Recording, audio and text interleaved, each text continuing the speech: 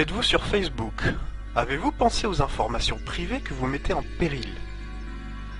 Facebook vous permet de diffuser vos envies, vos désirs, votre musique, vos livres, vos films, votre adresse, votre téléphone, votre email, vos associations, votre boulot, votre éducation, votre date et lieu de naissance, votre orientation sexuelle, vos intérêts, vos rendez-vous quotidiens, vos relations avec vos amis, vos photos de vous et d'autres, et vos filiations et idées politiques.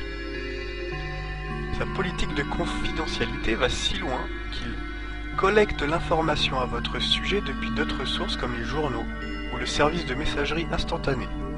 Cette information est collectée quelle que soit l'utilisation que vous faites du site web. Vous trouvez que c'est effrayant? Alors les conditions de service de Facebook. Vous accordez à Facebook le droit irrévocable, perpétuel, non exclusif, transférable et mondial, avec l'autorisation d'accorder une sous-licence, d'utiliser, de copier, de publier, de diffuser, de stocker, d'exécuter, de transmettre, de scanner, de modifier, d'éditer, de traduire, d'adapter, de redistribuer n'importe quel contenu déposé sur le site. Vous acceptez également que vos informations soient transférées et traitées aux États-Unis. Connaissez-vous le Facebook Pulse Feeder? Facebook enregistre tout type d'informations en fonction du lieu, de l'âge et bien d'autres choses. Par exemple, les femmes aux vues conservatrices, les 10 films préférés des adolescents. Facebook a contractuellement le droit, et le fait sans aucun doute, de revendre ces informations à un tiers parti. Pensez-vous que les entreprises de marketing pourraient résister à une telle base de données? Il est clair qu'on nous utilise, mais y a-t-il autre chose?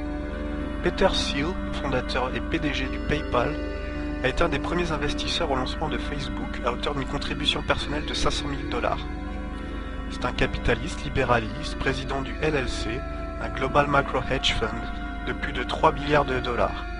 Oui, les hedge funds, vous savez, c'est la magouille technique qui ruine actuellement nos nations. Le fondateur d'Accel, Freddie Mini, offre 12 700 000 $ de ses partenaires de venture capitalist. Le manager d'Accel, James Breyer, PDG du National Venture Capitalist, le NVCA, est créé par Gilman Louis, PDG de In-Q-Tel, une entreprise capitaliste créée par la CIA en 1999.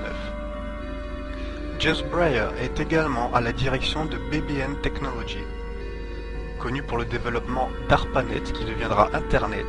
En octobre 2004, le Dr Anita Jones est à la direction de BBN avec Gilman Louis. Et ce qui est intéressant, c'est l'expérience précédente du Dr Jones. Elle a servi à la direction d'In-Q-Tel et a dirigé la section de recherche et développement de la CIA. Ses responsabilités s'étendent jusqu'au secrétariat de la défense américaine et à la supervision des projets de l'Agence des projets de recherche avancés pour la défense, le DARPA. Le DARPA est lui-même sous contrôle du Bureau de surveillance de l'information. Ah ah! Le logo de cette agence parle de lui-même. Il n'est pas nécessaire de développer qui contrôle cette agence pour toute personne un tant soit peu clairvoyante.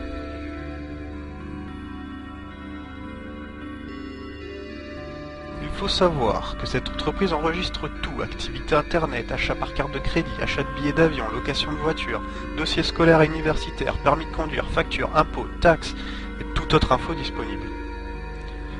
Tout ceci apporte plus de questions que de réponses, mais peut-être que vous avez la réponse à cette transcription du contrat de Facebook. Ce qui se passe sur Facebook reste sur Facebook à jamais.